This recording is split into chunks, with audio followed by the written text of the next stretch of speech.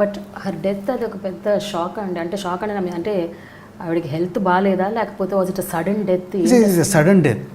అంటే తనకి యాక్చువల్ ఈ సైడ్ డిసీజ్ అనేది ఎప్పుడు లేదు. అంటే కొన్ని లైఫ్లో అన్ఎక్స్పెక్టెడ్ మూమెంట్స్ అనేటివి అదేనేమో. February 27th నేను అబుదాబి వెళ్ళాను డీజే షూటింగ్కి. అక్కడ 4th నుంచి సాంగ్ స్టార్ట్ అవుతుందని ఎందుకో నేను అక్కడి నుంచి అంటే యూఎస్ వెళ్ళిపోవాలి 11th. సో 15 days అవుతుంది. సరే గ్రాండ్ సన్ కూడా ఉన్నాడు అని మధ్యలో బన్నీకి హరీష్కి నాకు ఏదో బ్యాంక్ పని ఉందని చెప్పేసి 2 days హైదరాబాద్ వచ్చాను. 5th and 6th, March 5th and 6th.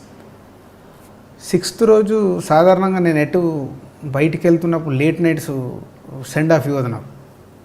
నేను కూడా లేవమని చెప్పను, ఎందుకంటే లేట్ నైట్ వాళ్ళకి నిద్ర డిస్టర్బ్ అయింది కదా. పడుకునేటప్పుడే చెప్పేసుకొని పడుకొని వెళ్ళిపోయాను. ఆ రోజు నేను 6th లేవలే, 1:45 కూడా. 2 o'clock ఇంట్లో నుంచి బయలుదేరాలి. గ్రాండ్ సన్ ఉన్నాడని వాళ్ళు కింద బెడ్రూమ్లో పడుకున్నారు, నేను పైన బెడ్రూమ్లో పడుకున్నాను. డ్రైవర్ని పంపించి తనే లేపి నేను రెడీ అయ్యి వస్తుంటే హాల్లో కూర్చున్నాను. బయట వరకు వచ్చి సెండ్ ఆఫ్ ఇచ్చి March 6th.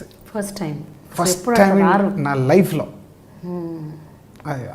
Maybe God is design. 5th, 6th నేను రావాల్సింది లేకుండే వచ్చాను. వచ్చిన తర్వాత ఆల్ మూమెంట్స్ ఆ 2 days వేరే వర్క్ లేదు, ఇంట్లోనే టైం స్పెండ్ చేశాను.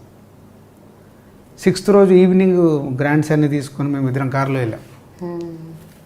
అలా వెళ్దాం రౌండ్ అని. నేను ఇంటికి రాగానే వాడు బయట ఆడుతున్నాడు, తీసుకొని వెళ్ళాం.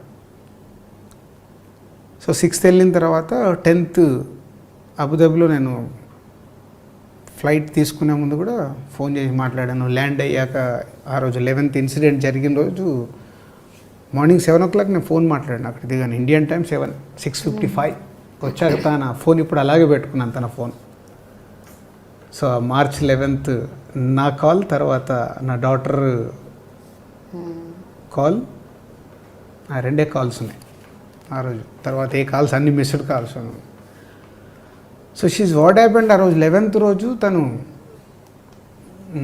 10th రోజు ఇంట్లో గెట్ టుగెదర్ పెట్టుకుందంట వాళ్ళ మామయ్యలు వాళ్ళందరినీ పిలుచుకొని.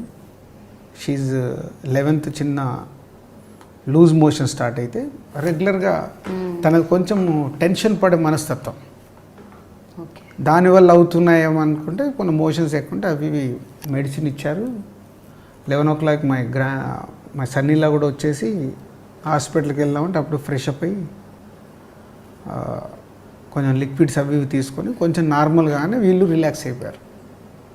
నార్మల్ అయిపోయింది, తగ్గిపోయింది. మా గ్రాండ్ సన్తో మళ్ళీ కూర్చోబెట్టుకొని ఆడుకుంది 1 hour, 11:30 to 12:30. తర్వాత పడుకుంటానని తిని కిచిడి లాంటిది కూడా వాళ్ళ మదర్ ఫాదర్ కూడా అంతకుముందు రోజే వచ్చారు. ఆ డిన్నర్ ఉందంటే వాళ్ళు కూడా వచ్చారు. So everyone at home except me. So 3 o'clock వాష్రూమ్కి వెళ్ళేసి వచ్చి సడన్గా కొలాప్స్. సో అప్పటికి వీళ్ళకి డౌట్ వచ్చి టక్గా హాస్పిటల్ తీసుకురా. కానీ లూజ్ మోషన్స్ వల్ల మేబీ డిహైడ్రేషన్ అయ్యి షీజ్ హార్ట్ కార్డియాక్ అరెస్ట్. అసలు ఇంతకుముందు ఎప్పుడు కూడా 6 months బ్యాకే మేమిద్దరము కేరళలో పాల్కాడ్ వెళ్ళాం. పాల్కాడ్ వెళ్ళినప్పుడు కూడా అక్కడికి వెళ్ళకముందు వాళ్ళన్నీ టెస్టులు చేయించుకొని రమ్మంటారు. అన్ని టెస్టులు చేయించు. లాస్ట్ ఇయర్ ఆగస్ట్ అప్పుడు ఏంటంటే నాకు షోల్డర్ పెయిన్ వచ్చింది. ఆస్ట్రేలియా ట్రిప్ వెళ్తే షోల్డర్ పెయిన్ వస్తే నా గురించి వెళ్ళాం. సరే నేను ఒక్కరిని ఎందుకని ఇద్దరం వెళ్ళాం. సో 1 week అదే మేమిద్దరం కలిసి ఉన్న major time, full time 1 week ఇద్దరం కలిసి ఉన్నాం. కానీ రాజు గారు, కళ్యాణ్ గారు అడపాదడపా ఇంక ఇది లాస్ట్ సినిమా, ఇంకో 2 సినిమాలు తీస్తాను ఇలా అంటూ ఉంటారు. అప్పుడల్లా మీకు కొంచెం గుండెలో రైలు పరిగెడతాయేమో. అంటే ఇది ఇప్పుడు నేను నమ్మేది ఏదైనా ఇప్పుడు జరగాల్సింది ఉందనుకోండి, మా కాంబినేషన్ 100% జరుగుతుంది. అది నా సంకల్పం, నేను దాన్ని నమ్ముతాను. దానికోసం వెయిట్ చేయాల్సింది ఏదైనా టైం రావాలి. సో ఏది మన చేతిలో ఉండదు, మనం ప్రయత్నం చేసేవాళ్ళమే. మన ప్రయత్నం సక్సెస్ అయితే ఆ రోజు జరుగుద్దని నమ్ముతున్నాను నేను. రాజుగారు, మీరు పెద్ద పెద్ద డైరెక్టర్లు, పెద్ద యాక్టర్లు అంటే చిరంజీవి, నాగార్జున, బాలకృష్ణ అలాంటి వాళ్ళతో సినిమాలు ఇంతవరకు తీయలేదు. అంటే మీరు నెక్స్ట్ జనరేషన్ అందరితో తీసేశారు ఆల్మోస్ట్, ఎక్సెప్ట్ పవన్ కళ్యాణ్ గారు. బట్ ద ఫస్ట్ జనరేషన్ ఉంది కదండి, వాళ్ళతో మీరు సినిమాలు ఇంకా చేయలేదు. అవి ఎప్పుడు వాటి కూడా సంకల్పించారా లేదా? అంటే అది తెలియదండి. అంటే ఇప్పుడు ఏదైనా ఒక బాలకృష్ణ గారితో నా మధ్య ఒకసారి అనిల్ రావు ఇప్పుడు ఒక ఐడియా చెప్తే వెళ్ళి కలిసి వచ్చాం, చెప్పాం, ఐడియా కూడా నచ్చింది. పోతే బాలకృష్ణ గారికి అప్పుడు 100th ఫిలిం చేయాలనే దాంట్లో ఈ లోపు అనిల్ రావు ఇప్పుడు మళ్ళీ ఇటు మాకు రాజా ది గ్రేట్ చేస్తుండడం. సో చెయ్యాలని ఉంటుంది. బట్ అది ఏదైనా నేను బిలీవ్ చేసేది వాళ్ళకి సరిపడే స్టోరీ ఉన్నప్పుడే వాళ్ళ దగ్గరికి వెళ్ళి సినిమా చేయాలని. ఏదో వాళ్ళ డేట్స్ వస్తాయి కదా నేను సినిమా చేయలేను, ఎప్పుడూ చేయలేను. సో నా దగ్గరకు వస్తున్న స్క్రిప్ట్లో వాళ్ళు కనిపించాలి. అరే ఇది వీళ్ళకి బాగుంటుందని అనిపిస్తే డెఫినెట్గా lucky is a God gift. అది ఎన్ని స్టార్ హీరోస్, పెద్ద హీరోస్, సీనియర్ హీరోస్ ఎవరి దగ్గరకైనా నేను అపాయింట్మెంట్ తీసుకొని వెళ్ళగలే స్వాతంత్రం నాకుంది. సో అది పెద్ద కథ ఉంటే నేను ఎనీ టైం వెళ్ళిపోవచ్చు. బట్ అదైతే ఉంటుంది చిరంజీవి గారితో, నాగార్జున గారితో ఎప్పటికైనా సినిమా మీ లిస్ట్లో, మీ విష్ లిస్ట్లో. మరి పెద్ద పెద్ద డైరెక్టర్ల సంగతి ఏంటి?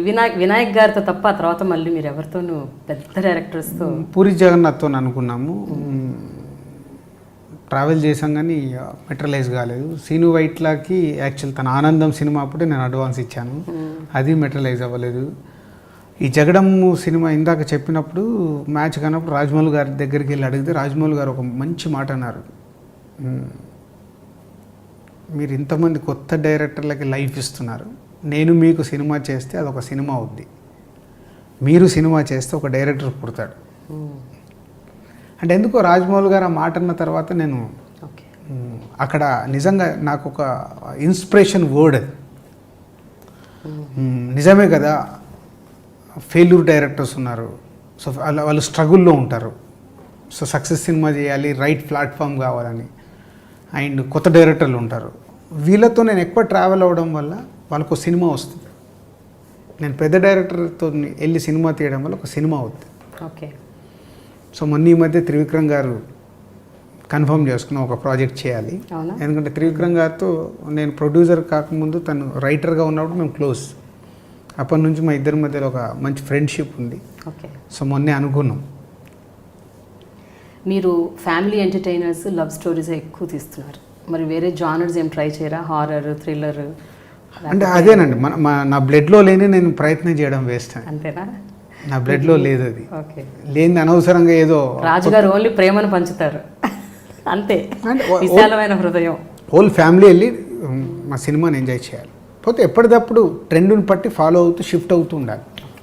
నాకు మీ లైఫ్ సీక్రెట్ ఒకటి తెలుసండి, అది కరెక్ట్ కదా చెప్పండి. మీరు అద్భుతంగా పాటలు పాడతారని విన్నాను.